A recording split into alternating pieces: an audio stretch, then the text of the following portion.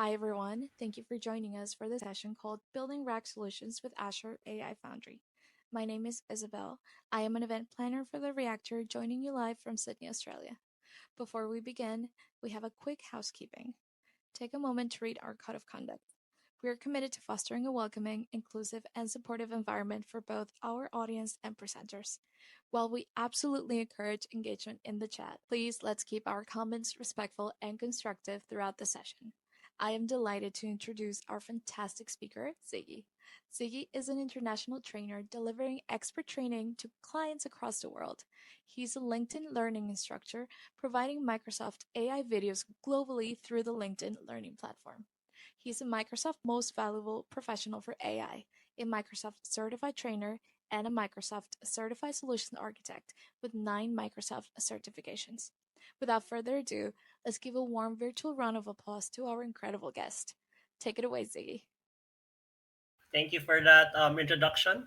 So, good afternoon, everyone, and probably good morning and good evening wherever you are in the world. I'm here to give you a overview on how we can build drag solutions with Azure AI Foundry. So, Azure AI Foundry is one of the platforms that has been launched recently by Microsoft in the recent Microsoft Ignite in Chicago. And I'm here to present you how you can actually build a RAG solution with Azure AI Foundry. So before I begin, just to give a brief background of myself. So if you, for those who have LinkedIn, you may add me up in this profile. And as Isabel mentioned, I'm a LinkedIn learning instructor. So LinkedIn is actually a Microsoft subsidiary in which we create videos globally for a lot of things, whether it be from AI, cloud computing, to even learning how to play the piano or the guitar. So in LinkedIn, I'm one of the instructors to provide globally the videos on Microsoft AI. So I have around 3 videos already currently published. In fact, one of the videos that I have published is to create a RAG solution with Azure AI Foundry. So I'm a Microsoft Most Valuable Professional in AI. So an MVP is an award given to those who are technical experts in their fields. I'm also a Microsoft certified trainer, and I have 9 Microsoft certifications. So for those who want to get certified normally for AI and for the Power Platform, then that's one of the things that I provide as a service. So I did mention that this talk that I'll be providing today is available in LinkedIn. So in fact, there's actually a 1 month free trial for those who do not have a LinkedIn Learning account. So this is the link for you to access this talk that I'm going to be providing in more detail. So there's actually a video for this. So it's actually nearly a 1 hour and a half video on how you can create your RAG solution with Azure AI Foundry. So without further ado, let's proceed with the actual talk. Now, everyone has been pretty much been using ChatGPT, Copilot, and all of these language models, and you've been using it to whether it be generating text, whether it be generating emails, creating Word documents. You also use it to generate code. So probably people might be using it to copy code that they have in GitHub, paste it in a Chat GPT system or Copilot, and then from there get responses from the chat system on how to improve their code. They also use it to generate images. So we've probably been using it to generate, logos and other PowerPoint images. Now the question that typical companies come to me would be, how do we incorporate our business data in these language models? So let's say I have my own set of sales manuals or my own set of product manuals that I want, my customers to be asking questions about. If they have, I have a customer that wants to ask questions about my customer data, how do I use these language models for my business? Um, so there are actually three ways of thinking right now to actually do it. The first one would be on prompt engineering. This is what you call in context learning. So with prompt engineering, you will do what you probably heard of what how to how to instruct the language model to actually uh, make a reply based on a specific set of instructions. Then the second one would be retrieval augmented generation. This is what you call an open book exam. And the third one would be on fine tuning.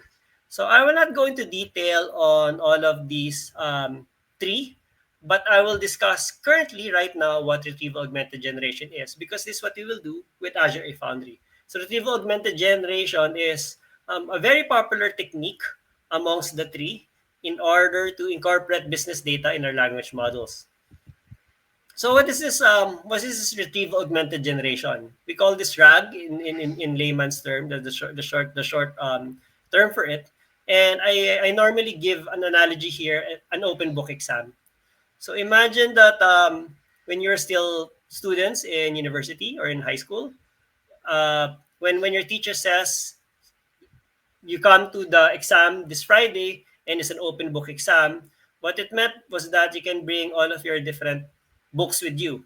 So anytime a single question was asked, you can refer to the specific book that you needed in order to answer the question. And that's typically what's happening with a RAG system. So what you have here is a large language model, your custom data that is attached to your language model. And every time the language model is asked a specific information, whether it be your product set or your sales manuals or your contracts, what will happen is the large language model will provide a response based on the data that is attached to it, meaning the books that was bought, the books that were brought to it in order to provide the response. And typically with an open book exam, when we were in high school or in college, once the exam is over and once we did not bring our books back, I mean, if somebody would ask you the question again, since you didn't have the books with you will not be able to answer the question anymore, because what happened was you did not, memorize anything or put anything into long-term memory. It's going to be the same situation with RAG. So the large language model would lose knowledge when the data source is no longer attached to the system. In other words, what we're trying to do with RAG is that we're attaching only the data that we want to. And once we remove the attachment, the large language model doesn't know it anymore. In other words, we're not putting anything into memory. In other words, what we're trying to do here with RAG is we're just attaching data, and we're not doing any training or we're not doing any training whatsoever to inject the data into the large language model. In other words, the large language model isn't learning exactly the data because we're just attaching data to it. No? So that's what RAG is. And so how does it work? No? So how does it work? Typically, you have your custom data here. So it can be your PDFs, can be your text files, it can be your image files. You will put it in a retriever. So this retriever is like your data source. So this retriever will contain all of the data that you need. And then from there, you have an orchestrator. So what this orchestrator does is, so you have a retriever, you have an orchestrator, and you have a language model. And what happens is, let's say you have a mobile application, and that mobile application would get your user prompts. So this is where you will enter your prompts, your questions. What the orchestrator will do is it will receive the prompt. So this will be your user question. And based on your question, it will retrieve the data that it needs in order to answer the question. So let's say you ask a question about product X, it will try to retrieve all the information that it can get from its data source regarding product X. And then from there, the prompt, the question, plus the retrieved data on product X will be given to the large language model. And then from there, the large language model will generate a response based on the data that was retrieved. So again, no, imagine the open book exam question, open book scenario earlier. Every time in your exam, every time a question is being asked to you as the orchestrator will try to retrieve all the information that you can get about the specific subject. And then this large language model is your brain. No? Based on the question and based on what you've retrieved, you try to generate the response back. So as an example, let's say you're a company selling specific company data, whether it be that, okay, in this case, I have a hiking company called Contoso. and I have different products in my hiking company. I have I have a tent as a product.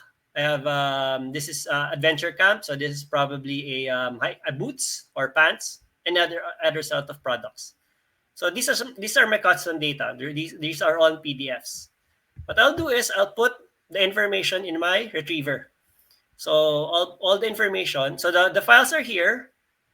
The information I placed it here in the retriever, and now I want to ask the question: what is the price of the Trailmaster X410? So imagine that this is a customer service chat bot on the end. What is the price of the Trailmaster X410? So the orchestrator will retrieve all the information on the X410. So once it retrieves the information, it can be not only the price, but even the color, even the material, and so on and so forth, and even the different features and the warranties and so on and so forth. What will happen is the question plus the information that was retrieved will be given to the large language model, and the large language model will provide the answer back. The price is $250. So this is typically how the RAG system works. And again, no, as I mentioned, we're not the large language model here, as you notice, is here at the very end. There's no training that occurred. Once we remove the connection here, so let's say we totally remove this retriever and everything, we remove the connection. The orchestrator will not be able to retrieve anything anymore. And from there, the large language model will no longer provide the correct response because there's no information anymore attached to it. So this is typically what happens with the RAG system. Now, within the Microsoft ecosystem, there are actually three major ways to do this. The first one would be through Copilot Studio.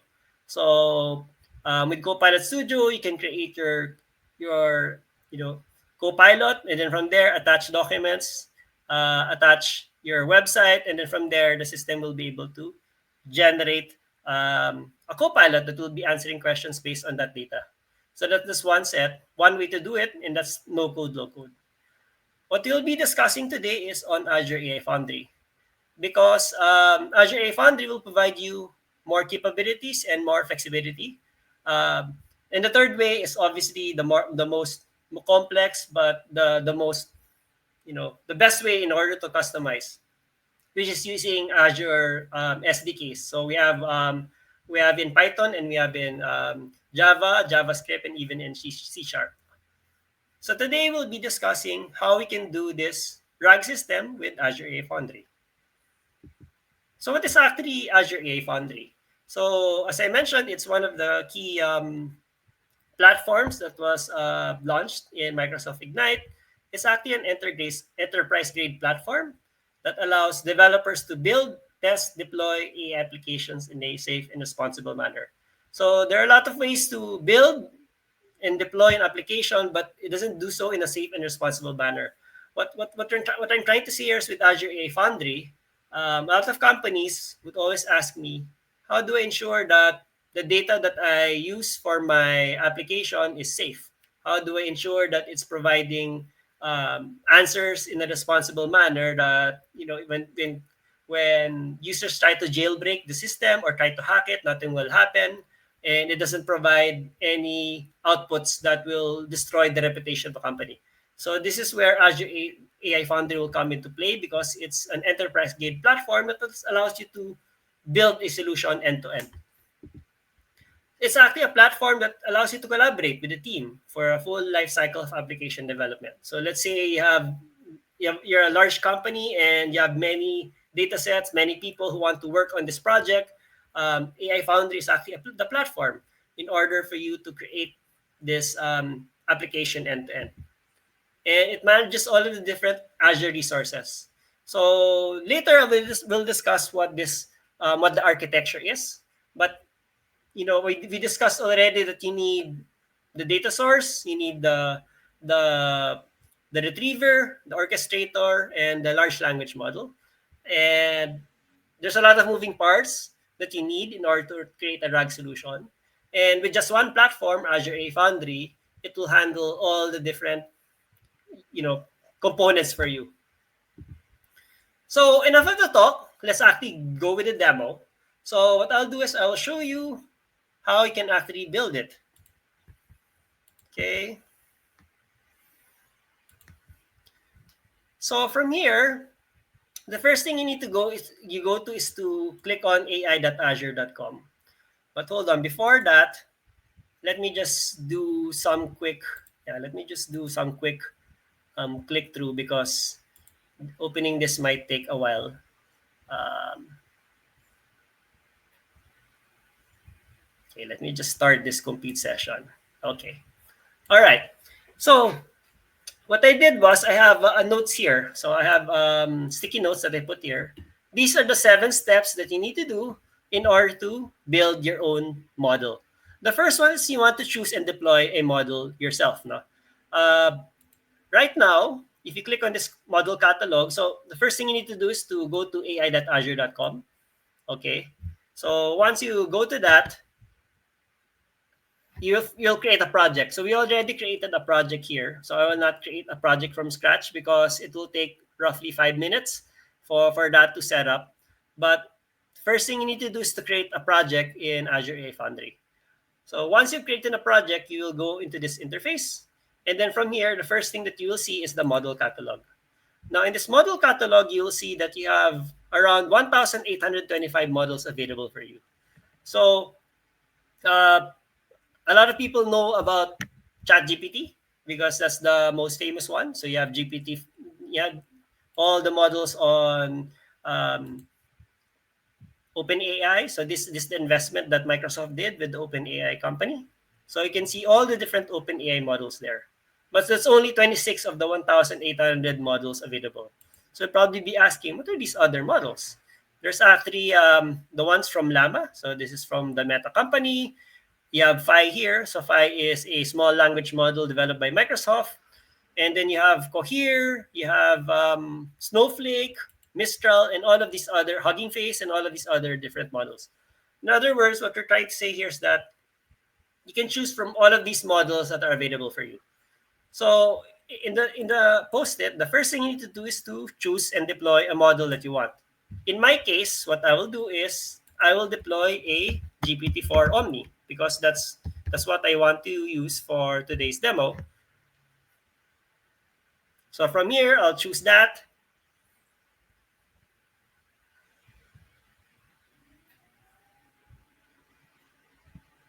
And I'll click deploy.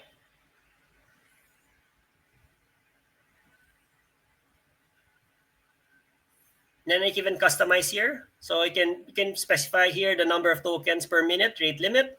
So let's say I want to increase this or decrease this, whatever the setting is. And then I click connect and deploy. So I will not click connect and deploy anymore because I already deployed one for this demo. So what the first thing you need to do is to deploy a model for yourself. So that's what I did. So here, excuse me, you'll be able to see that I deployed a GPT-4 Omni model and a text embedding model, which we'll be using later to to prepare our content for RAG. No? So these are the two models that I deployed right now. So that's step number 1. Step number 2 is you want to apply a content filter. So once you deploy the model, you go to your safety and security, and you need to go to your content filters. Right now, what's happening is if you don't create a content filter here, Microsoft will give you the default medium content filter. So what is this content filter? This content filter, what it does is it basically filters the inputs and outputs of your model.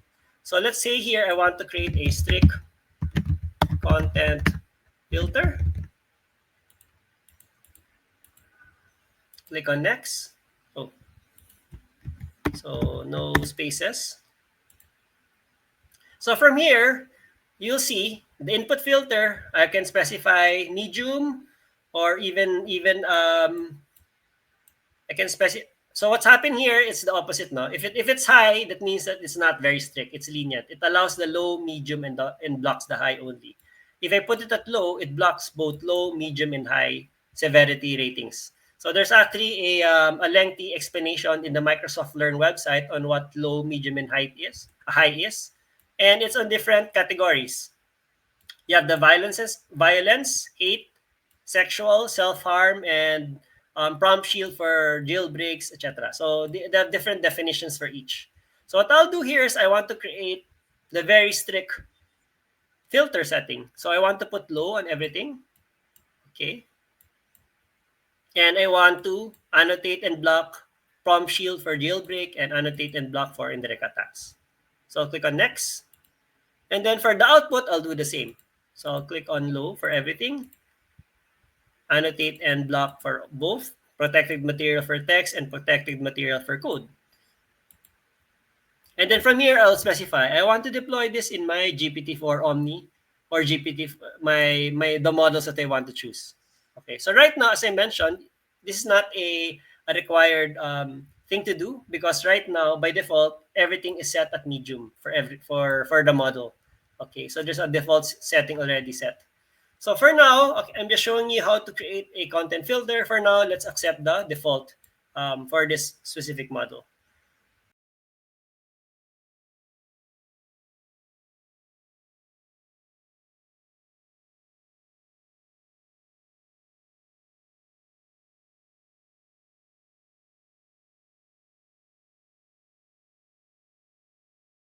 Now that we have applied a content filter, the next step is to create and test your index.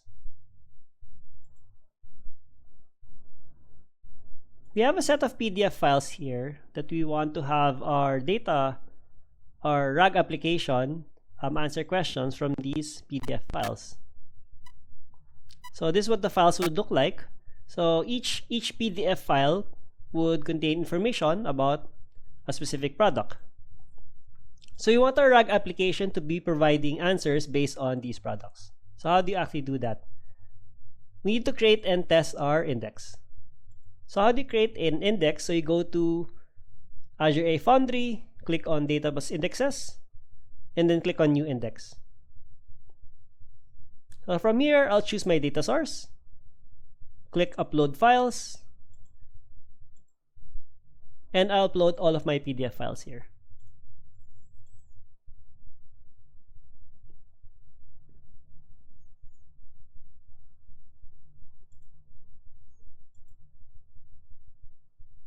Click on Next.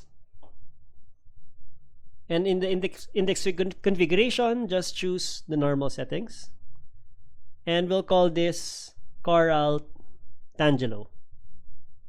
Well, let's change just a bit. Product index 01. Click on Next. And click on Create.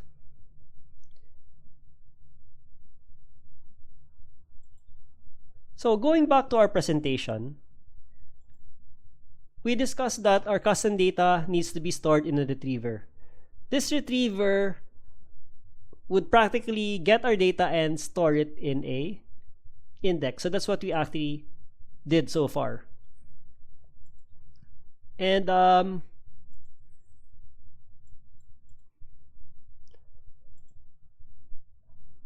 this process will roughly take around 10 minutes, so we will not wait for this to be completed. But what happened was, earlier I already created this index called Quiet Oregano. So this index basically contains all of our PDF data. Okay.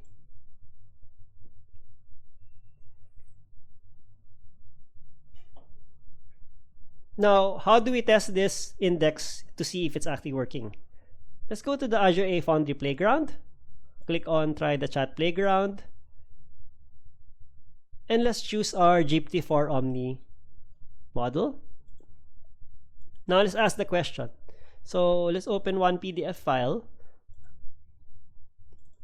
Product 18.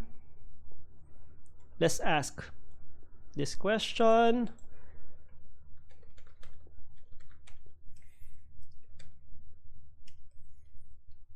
So now if we ask the question, what is the price of the Trekstar hiking sandal? The system will not know yet what the answer would be because we haven't attached the data source yet. So now here in your Add Your Data section, let's click on Product Index. Let's choose our index, Quiet Oregano. So let's attach it. Choose the search type. And now let's ask the question again.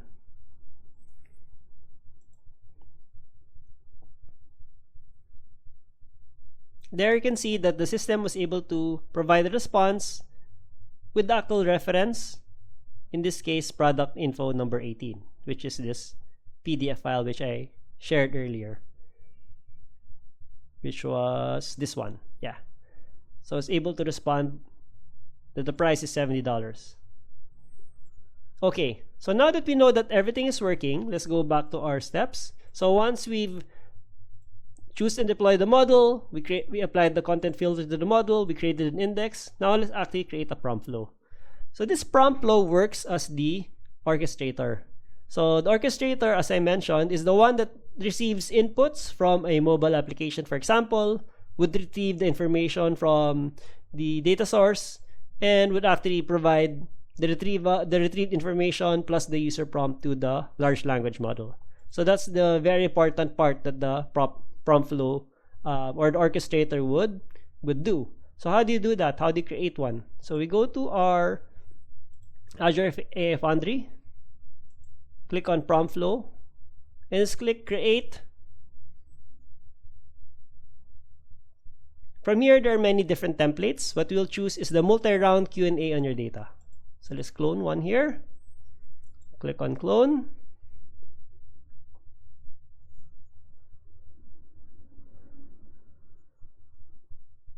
And click start compute session.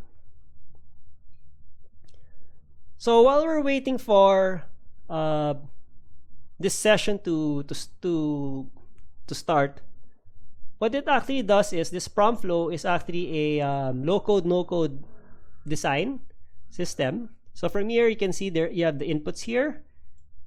You have your different parts of the prompt flow. So one here is that it modifies your query based on the history of the chat.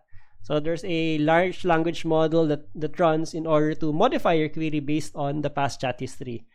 The reason why you need to do this is because, for example, if you're asking what is the color of the product that they asked earlier, then the large language model will be able to find out that it will go to your history and then determine what the actual product is that you were referring to.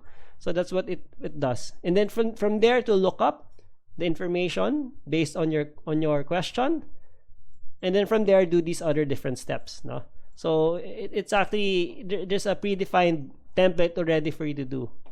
Now in Azure AI Foundry, what you just need to do is to specify the different settings. So for example, for this modify query with history, we will use the GPT-4 Omni model for this.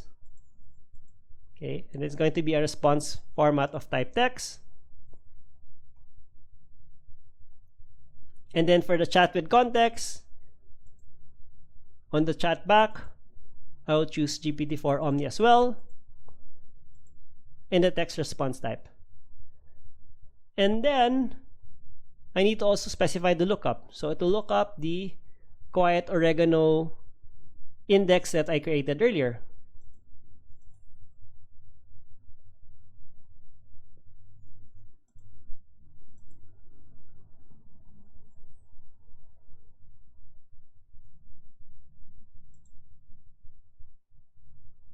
And I'll specify the query type, and then we'll click save. So how do we test that this is actually working?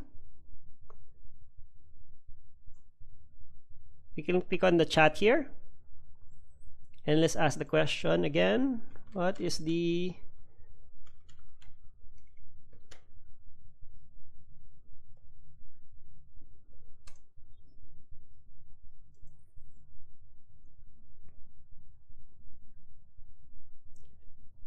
in this prompt flow, you'll notice that there's a standard, the model will be running in a standard compute session for testing purposes. And that compute session will actually be very slow because this is just a non-production setup. Later on, when we actually deploy this to production, you'll be able to see that the response will be faster. But right now, it's running on a non-production server, obviously for non-production purposes. But so the answer was able to provide back, and then from there, it also provided the actual source. So this looks good. Now, that was step number 4. We created the prompt flow. Step number 5 is we need to evaluate if this actual prompt flow works or not. So we saved it, we already saved this. The next step would be to go to the evaluation. Okay.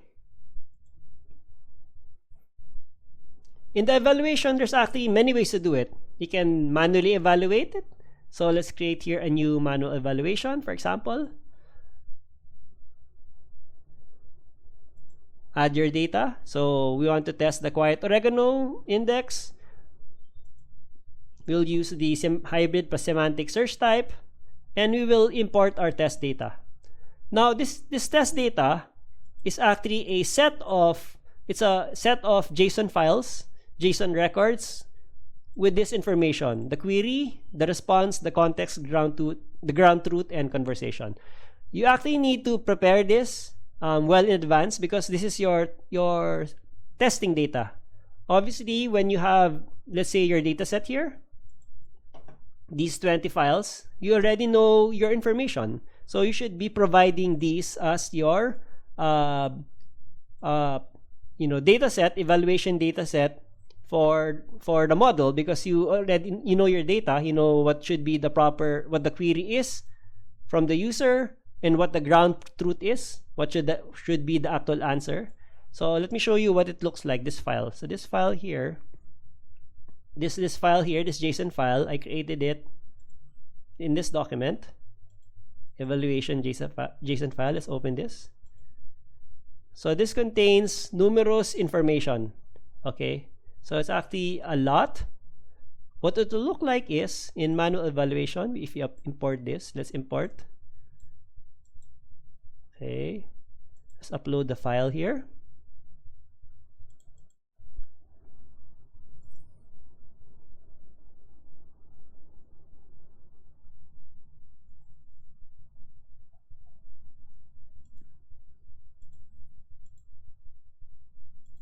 So the input would be the query, the expected response would be the ground truth that you specified. Click add, and then from here you have the different questions. No? So how do I contact customer support? So you notice I used a large language model to generate this. So even it's also simulating with improper spellings, but the system should be able to figure that one out. And then this expected response. So if for customer support, this should be the specific response. And I click on the play button to see what the output is. And then from there, it's going to provide the response. And then let's say I like it, and then I click on check. So this is how you manually evaluate it. And then from there, you need to run each and every play icon to see how the system is generating responses based on the ground truth. Excuse me. Hold on a sec.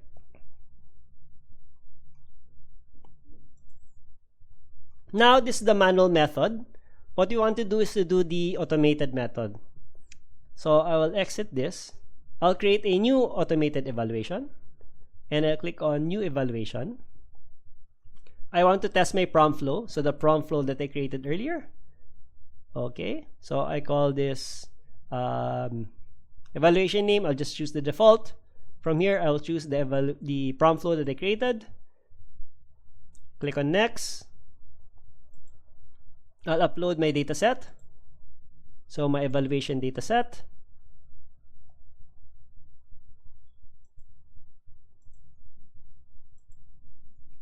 And then I have a lot of different options to choose from. So I'll just click on all of these. I will not explain each and every one. So each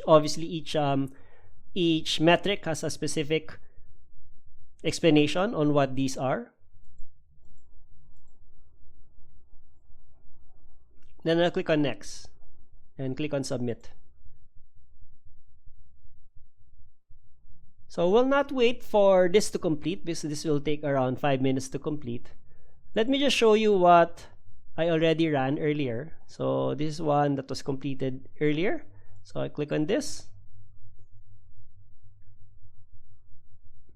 So you'll be able to see that this ran for 1 minute and 22 seconds. And this is what the results of the test would look like. And this is what happened with each of the different questions, no? So from here, you as the user will have to review this with your business user to see what the results are and if it's sufficient for them, no? So you want to see how this system evaluated based on your evaluation dataset. Okay. So now that it's done, once that is done, once we've evaluated it, we want to deploy this to the actual production. So how do you do that? So let's go back to our prompt flow. And then once we're happy with this already, so we've created it, we've evaluated it, let's deploy this to production. So you click on the deploy button. So there's a deploy button here. Just click on deploy. And then you put a endpoint name and deployment name. So for now, we'll choose the standard setting. And then from here, you have an option to choose which virtual machine you want to deploy this model in. So there are many different options that you can choose from. Right now, I will choose the cheapest one for the purposes of this demonstration, but obviously you can choose any other high-powered virtual machine. The other thing that you need to take into consideration is the instance count. So if put in 2 here, it means that it will be deployed automatically into 2 virtual machines for two redundancies now. But what Microsoft is saying here is that for high availability, you need to specify this to 3. In other words, if you set this to 3, it will deploy into 3 different virtual machines, and then from there you have 3 redundancies. But I can't do that right now because I don't have a quota. But since this is just for testing, I'll specify 1 here. Okay. Then I'll click review and create. And I will not click create because I already deployed 1 previously. But so yeah, once you click on create here, it will be deployed into the actual virtual machine that you chose. Also, when you click on this create, it will roughly take around 40 minutes for it to be deployed in production. So it will take a while as well. So I'll not click on create because I already created 1. And this is what the deployed model will actually look like. So here I have this deployment called ZiggyA Studio MOBEQ. And then from here, we can actually test the actual deployed model. So notice that the response is now faster because it's now in a production server. So how do you consume this? So there are many ways to consume this model. The first one is through a REST endpoint. And the second one is through code. So through code, you can deploy this in a JavaScript. So let's say you have a website or you have Python code to deploy this, C#, or even through JSON. I'll show you through the REST endpoint. So here, imagine that you have this REST endpoint here, plus your primary key. So obviously, you shouldn't be sharing this if this is a real production setting. Since I'll be deleting this after the presentation is done, then I will be, I can obviously share this. So if you go to Postman, so let's go to actual Postman here. Postman is a way for you to test your REST endpoints. So what I did was I copied over this REST endpoint here, and then I put in the JSON body. So remember that in our prompt flow, if you go back to our prompt flow,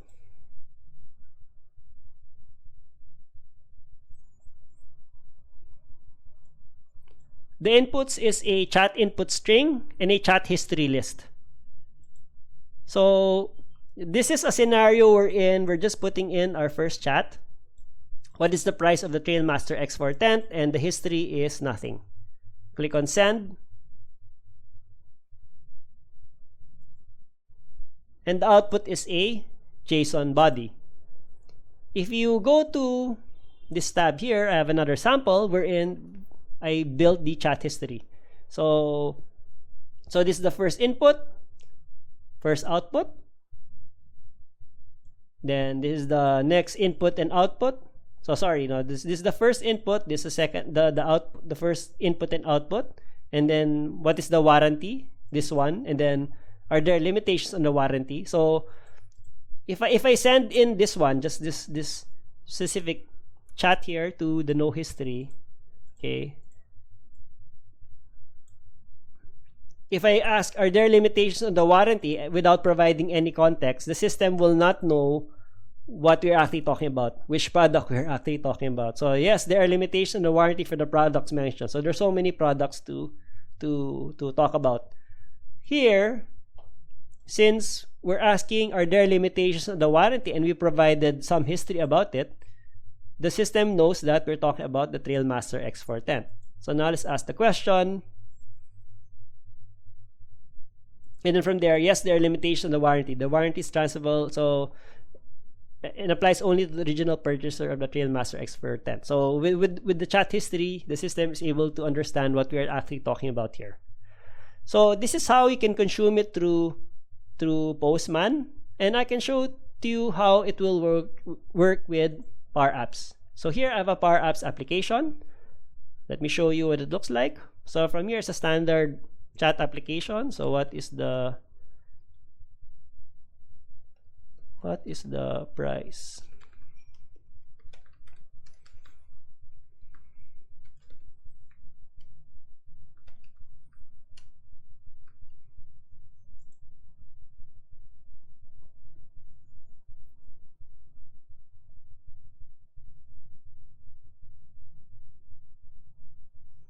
Okay, so it's responding back. You'd probably be wondering, how does this actually work in the back end?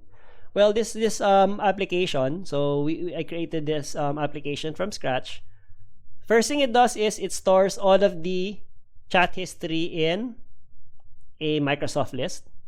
And what I do is, based on this setting here, the chat history setting, I need to extract and send to our model to the via Postman. Sorry, not via Postman, through HTTP an HTTP call, the past 5 messages. So when you say one message would be one input and output.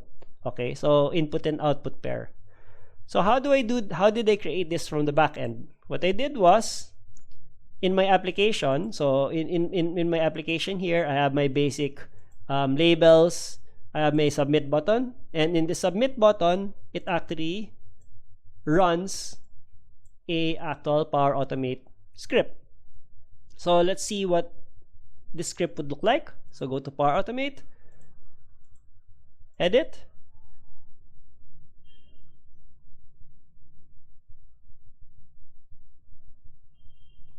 so what it does is it gets all the list from SharePoint. So my chat log. So this what do you call this? This Microsoft list. So I get, well, not everything, but what I do here is, in the options, there's an option to order by the created in descending order, and then get the top, 5 messages. No? So that's practically what it does. And then from there, using Power Automate, I'll not go through the actual process. It will build my chat history. This one here. It will build the chat history list. So that's what this Power Automate will do. And then from here, the most important thing is the HTTP call. So from here, it will make a post request. It will call the URI, which is actually this URI here. And then from here, I put in the header, the bear plus the authorization token, and then my chat input. My chat input is just basically the input. And then the chat history is the chat history which I built using this Power Automate. So it will run it, and then it's supposed to parse the JSON output back. So going back to the application, if I run this, what color?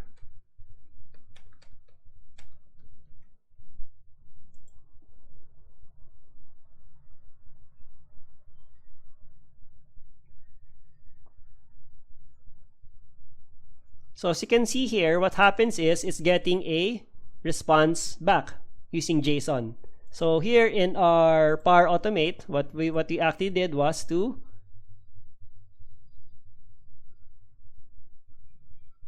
call the HTTP call and then parse the JSON response back. So this one, parse this this JSON response back. And then from there, compose it into the chat output and then send it back to the Power App in order to see the actual result here.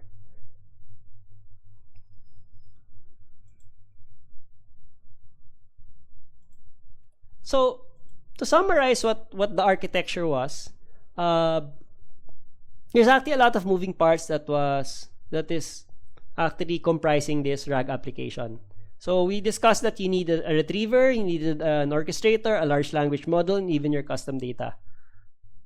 Actually, if you look at it, this Azure AI Foundry setup that we did is actually created using a lot of Azure technologies.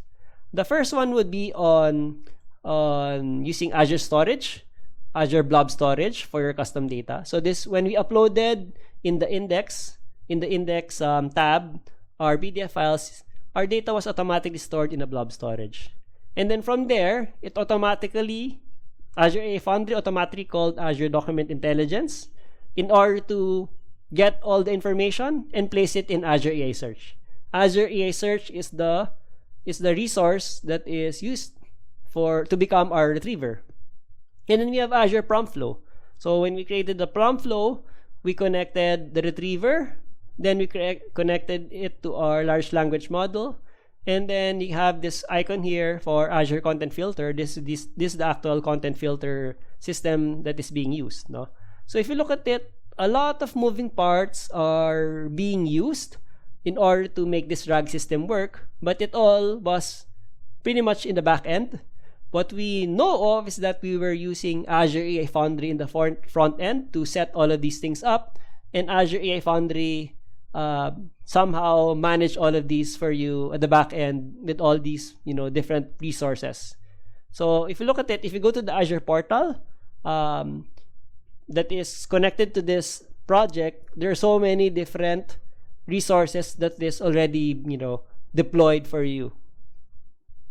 So to summarize, what we actually did was to create a RAG application.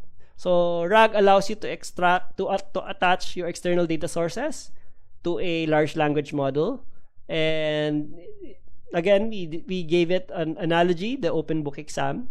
So the large language model does not know anything about your data once the data has been detached, but as long as the data is attached to the large language model, every time you make a question to the model, to our orchestrator, it will try to retrieve all the information that is needed, and then from there use that in order to provide information to the large language model for the model to provide the response. So that's what RAG is. And we also discussed how we can easily build, deploy in a safe and responsible manner a RAG application with Azure AI Foundry. So with just a few clicks of a finger, we were able to create a system end-to-end. We're even able to evaluate it. We're even able to deploy it. And so yeah, now all you need to do is to figure out how you want to deploy it, whether it be in a Power App, in a website, and so on and so forth. So thank you very much, everyone, for viewing in and listening in and learning how we can build a RAG solution with Azure AI Foundry. If you have any questions, feel free to ask me in LinkedIn, so add me up there. And without that, thank you very much.